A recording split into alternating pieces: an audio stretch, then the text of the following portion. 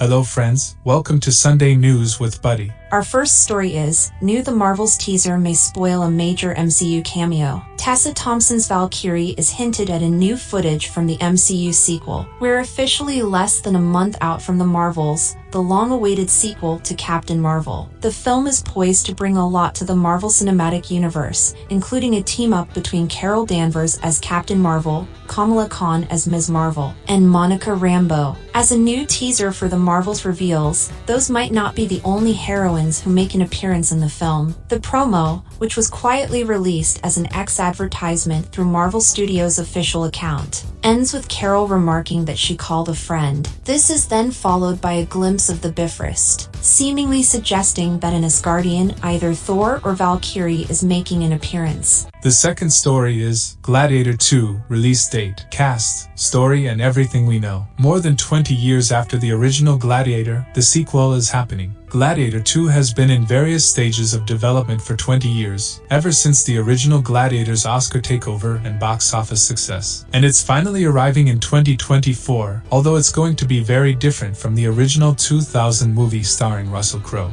Gladiator 2 is confirmed, although it wasn't until 2021 that the version due to arrive in 2024 was settled on. The first time a Gladiator sequel was put forward by director Ridley Scott was as far back as 2001. The Gladiator 2 release date will be Friday, November 22nd, 2024. However, that date may now shift due to Gladiator 2 halting production during the SAG strike. The Gladiator 2 cast is quickly expanding with so many notable actors attached. The Gladiator sequel will see Academy Award-nominated actor Paul Mescal take on the lead role of Lucius. In Gladiator, Lucius was the son of Roman Empress Lucilla and Lucius Verus, nephew to the villainous Roman Emperor Commodus. Fred Heckinger is playing Emperor Geta. It's unknown if he could be the villain to succeed Commodus. However, Gladiator 2 could seek to change historical events for its narrative benefit. Another new actor joining the Gladiator 2 cast is Stranger Things' Joseph Quinn, who will play Emperor Caracalla. Connie Nielsen will return as Lucilla, Lucius' mother, and Jimin Hunsu will return as Juba, a former gladiator. Derek Jacobi will also return as Senator Gracchus, a member of the Roman Senate. One of the biggest Gladiator 2 updates is that Crow will not be returning for the sequel, since Maximus died in the end, and bringing him back would be a huge jump-the-shark moment. It's completely understandable that he's not involved. The Gladiator 2 story will take place over 20 years after the events of the original film and follow a now-grown Lucius as he takes on Maximus' legacy. Lucius was the son of Lucilla, and he had a front-row seat to Maximus' story in Gladiator. However, rather than ascending as Caesar, which was his birthright, he was moved by Maximus' sacrifice and bravery, and swore to carry on his legacy. Gladiator 2 will likely see Lucius, now a grown man, fighting in the ring as his political ties come back to haunt him. Our third story is, Warner Brothers and Dynamite Comics making new Thundercats and Powerpuff Girls comic series. The announcement came in a press release obtained by comicbook.com and announced that several WB properties would get comic book adaptations from Dynamite.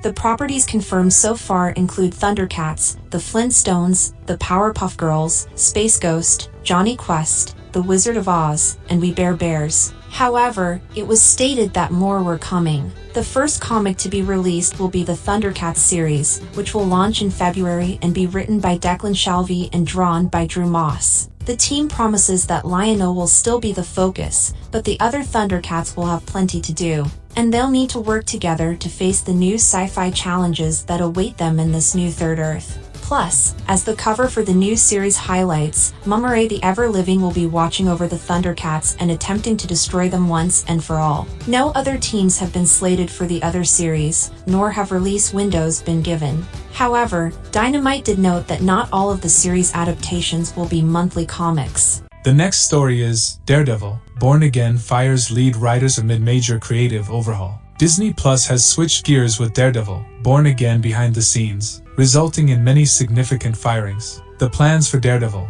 Born Again have changed in a big way. According to a new report from The Hollywood Reporter, the reset button has been pushed on Daredevil, Born Again following its shutdown due to the WGA and SAG-AFTRA strikes. It's noted that less than half of the show's 18-episode order had been filmed, but the result had Marvel Studios head Kevin Feige feeling that the series wasn't working. This led to the quiet firings of head writers Chris Ord and Matt Corman, while the directors on board for the remaining episodes to shoot were also let go. The search has since since begun for new writers and directors. Our fifth story is, Ezra Miller is reportedly finished as the Flash. According to a new report, Ezra Miller won't be returning as the Flash in James Gunn's DCU. Miller's reported exit will not come as a major shock for many DC fans. In addition to the embattled actor's controversies bringing negative publicity to the Flash, the film woefully underperformed in theaters. That certainly lessened the odds tremendously of Miller keeping the role in the DCU. As for who may be taking over the role of the Scarlet Speedster, it could be a while before fans find out,